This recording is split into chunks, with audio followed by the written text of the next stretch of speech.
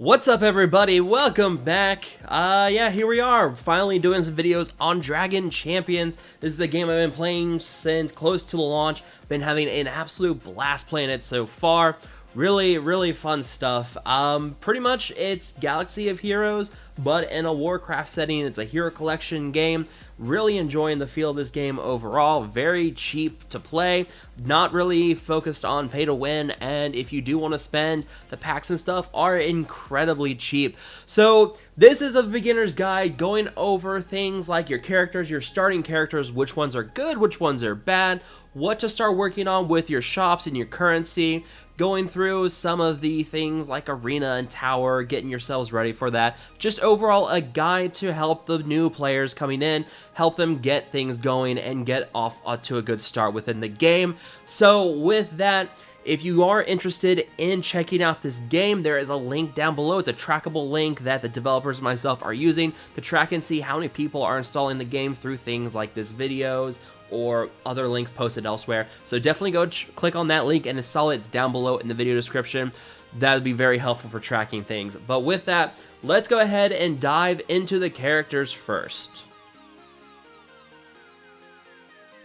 So, starting with the order side, this is the faction that you first get as soon as you start the game. You will start very quickly with 4 characters. These 4 characters here: Darien, which is a tank; Sharp, which is a damage dealer; Illyria, who is a healer; and then Foul, which is a damage dealer as well.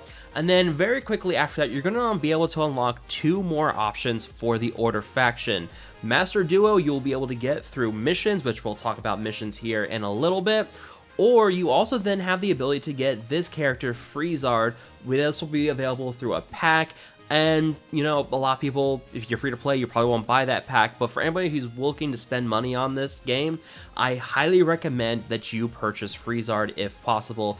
Freezard is a very strong character. He's able to put out a lot of debuffs, and he has a cheat death ability which allows him to sustain 1 fatal blow and still keep going. Very strong, and also has some direct synergy with one of the better characters to farm from one of the shops, which again we will cover here in a moment. So if you can get that Freezard pack, definitely recommend you guys get it. If not, Master Duo will be another one. Out of these 5 starting characters, the only one who's really not good is Sharp. Darien is an average middle of the pack tank. He is able to give himself defense up, and his leadership here with getting the physical armor and magic armor for allies, that is a very strong leadership for, you know, defensive purposes. Master Duo is a pretty solid character, able to apply debuffs and, you know, kind of do damage, and very strong there. Foul is another pretty solid damage dealer, and Illyria is a very strong tank as well. These 4 characters that you get for the Order, these ones are very strong. Sharp, I think down the road, once we get a legendary character that gives a really strong lead for elves, I think Sharp is going to get better, but for now, he's kind of bottom of the pack, not very good. So these 4 characters, I highly recommend you guys keep working on them and gearing them up and investing in them. As it stands right now, Pandas as a faction on their own, very good faction. There's still 2 characters we haven't unlocked yet, probably through events down the road, but Pandas are looking to be one of the better factions within the game as it stands right now, so that is something to keep in mind. These 4 characters, definitely the ones you guys want to work on for the Order faction. And then for the clan side of the starting characters, these are your 5 starting characters, and of them, it's not so good. Your starting tank is Adam, who is a very bad tank, mostly because his taunt is basically a roll of the dice where he has a chance to taunt at the end of each of his turns, and I've seen battles where he's just never taunted, so he's not a very good tank.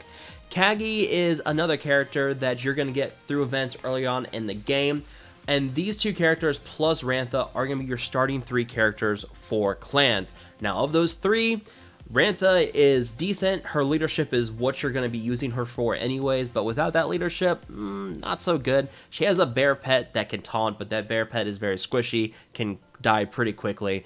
So she's an okay character at best, and without that leadership, not really one I'd invest in for a lot. Kagi is a damage dealer who has some decent damage. Still waiting on another character for the Pride faction that's supposed to come out and give him some bonus synergy. He does pretty well under a Hera lead because he can get some bonus damage. but otherwise not too good. And then you have the lizard here, Vorin the Trickster. He's okay. Yeah, out of these 5 starting clan characters, none of them really stand out as ones that are like really good. And then we get to Mortha, which, yeah, Mortha is not. Mortha is the only available healer within the clan faction as it stands right now. So if it wasn't for that, I wouldn't bother with investing in her. But because she's the only healer you have for clans, you kind of have to have her. So yeah, you really should work on Mortha until we get better healers down the road. There's a legendary healer for the Pride faction called Renara, and she has a resurrect ability, which is the only resurrection within the game right now. She's going to be a far better healer than Mortha, but until we get Renara and also the goblin healer Thanessa down the road, I would not, you really are only stuck with her. Yeah, I mean, you have Renara here, and there's Thanessa. Those are your only other 2 healers you have for the clan faction. Neither one of them are available to farm right now, so you're stuck with Mortha.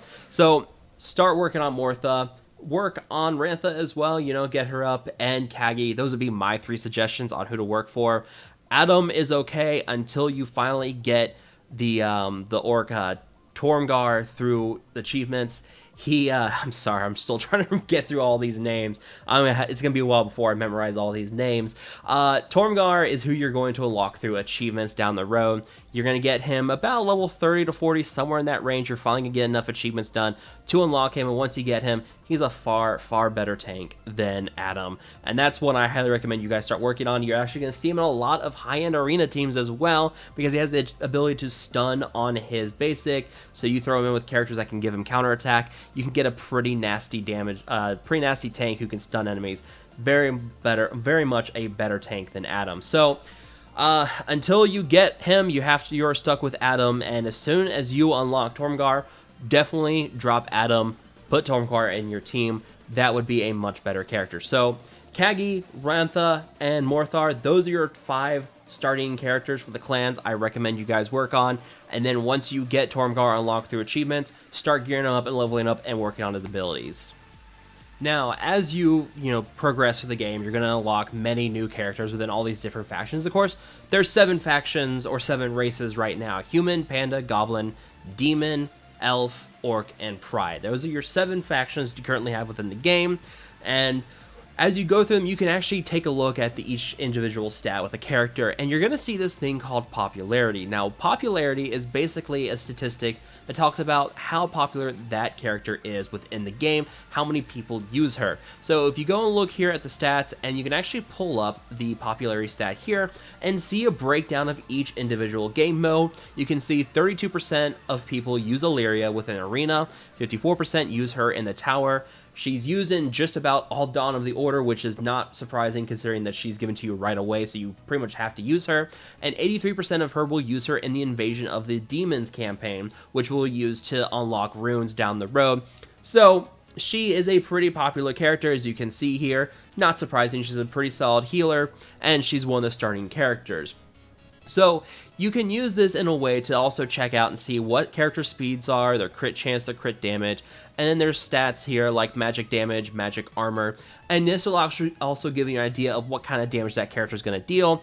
You can see that she just has a magic damage stat. She doesn't have a physical damage stat because everything she does is based off of her magical damage. Her healing is based off of her magical damage. So that is how that works. And you can go over here to Foul, and you can see she just has a physical damage stat because she just does physical attacks. So that is how the popularity and the stats are figured out. And you can see here, not as popular as Illyria. She's an optional character that you'll unlock. Most people won't use her that much in Dawn of the Order. She's pretty solid as Invasion of the Demons, you can see, but not a lot of people will use her in Arena or Tower either. So if you go in there and look at them, you can get a pretty good idea of what people are using. Traumgar, I know, is very popular. You can see here at 94%. He's the one you unlock through achievements, and you will see here 81% use him in Arena. He's a very popular character for a lot of people because he's very easy to obtain just through the achievement shards. He's basically the tank I recommend you guys go for with the clans anyways. So he's one that you're going to see a lot of, plus he has the ability to stun. A lot of your high-end arena teams will be using Tromgar in there somewhere because of just how versatile he is with the regeneration, the taunts, the offensive and defensive stats, and the ability to stun. He's a very strong leader and also very strong character to have within arena. So definitely a very popular character, as you can tell here. So this is something you guys can use as a way to measure to see how popular these characters are and get an idea of what people are using out there so you can figure out for yourself if this is going to be a good character or not. That popularity stat is very, very helpful for helping you determine if this is a character that you really want to use or to see if other characters are really using it. So when it comes to currency, there's several different types within the game, and the first things to look at are up here in the top right corner. You have your energy, which you can use your premium currency to buy to get refreshes, additional auto battle tickets. And then of course next to it you have your gold, and if you click on this, you go to this where you can buy chests for 300 of the currency, and you can get upwards of 3 million from a chest. Only do this if you are really short on gold and you have plenty of coins to spend. You will be able to get some keys here and there that will give you free golden chests as well. And then to the left of that, you have your premium currency. Now, if you click on that, you get to this here, the bank tab. And one thing that a lot of people are going to see is this monthly reward, where basically you get 6,800 premium currency for as little as $5 within the US. It's a little more expensive in other countries, but since most of my sub base is here in the US, that's a pretty good deal. If you guys are going to spend any money, I highly recommend you go for this, because $5 for 6,800 currency, when you look at it, you're talking usually a $55 amount to spend to get that same amount of currency. So you're getting it at a fraction of the price. Very, very good deal. Granted, it's paid out over a whole month, but it's fantastic. So if you're playing every day, you can claim your free 200 currency every day, get a pretty good value. So definitely recommend that. Now, in terms of your other currencies, we have several. You have your gold, which use your market. You can buy character shards for your premium currency. You can also buy gear items and auto battle tickets. These gear items right here, they will always cost you gold. And then these ones down here will cost you premium currency. These are the higher tier gear pieces, the rare ones. And then below that, you have your character shards. Now, if you're going to whale out, go ahead and buy this. But as a free-to-play character, or as a free-to-play person, or as a dolphin, I would go ahead and skip buying character shards here. Use the currency to get the energy refreshes so that you can farm your characters that way. Now, with that, you have several other types of currency within the game. If you go over to your guild tab, this is what they call something emeralds. There's emeralds for guild, there's rubies for arena, sapphires for tower, and I cannot remember off the top of my head what they call the one for the shard shop, but you will not get access to this shop until you get a 7-star character on your roster. Going back to the guild, if you guys are wondering what you should prioritize as a new player for the guild store, my recommendation is Kira. She is hands down one of the best attackers within the game. She has the ability to make everyone on your team invisible except for tanks, who then gain counterattack. She can put ability block with her basic, and she deals bonus damage while she is invisible, and her AoE ability can apply daze to the entire enemy team. Daze is a debuff that prevents critical hits, turn meter, assist. It's a pretty strong debuff, and she can apply it to the whole enemy team. She is hands down the best character to get out of the guild store once you are able to unlock it and start earning those emeralds. Once you have Kira, my next recommendation is going to be a panda called Kin Lee. He is a very strong panda tank that gains health back at the beginning of each of his turns, can cleanse debuffs from himself, give his team tenacity up. Very good tank. But as you can see right now, he's not here right now. And then there's also this character here, Hera. She is the only leader for the Pride faction right now, but she has some really strong single target DPS. She can apply dodge to the team and invisibility. Very strong character. Those are my 3 preferences going first for guild. So Kira, then Kin Lee, then Hera. Moving over to Arena, the by far the best character to get here is going to be Salvador. He is hands down the best tank right now in the game, just overall tank. he has a 2-turn taunt, and he has an ability called Steel Scales or Steel Shell, which reduces his incoming damage by 90%. He becomes a very, very damage resistant tank. Very strong with that, and if you pair him up with the Hera lead down the road, the Hera lead applies a pre-taunt to him. As far as I know, that is the only pre-taunt available in the game right now.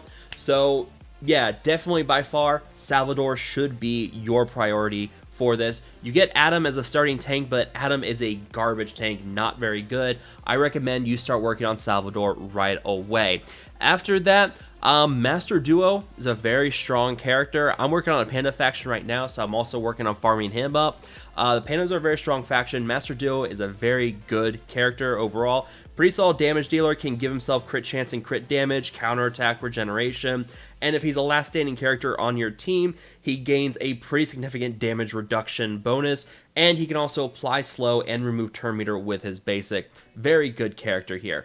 Now, for Tower, the best character for you to farm from here is going to be called Mortha, and that's because she is the only available clan healer within the game. You unlock her very early within the clan's campaign anyways, but she's the only clan side healer that we currently have. There's a couple others, but they're currently unavailable behind, they're going to be with legendary events or something later down the road. Mortha is the only clan healer you have right now, so you really need to farm her up, buy her shards from the tower. Once you have her at a pretty good level, start working on some other characters, and my suggestion here is going to be Snorri.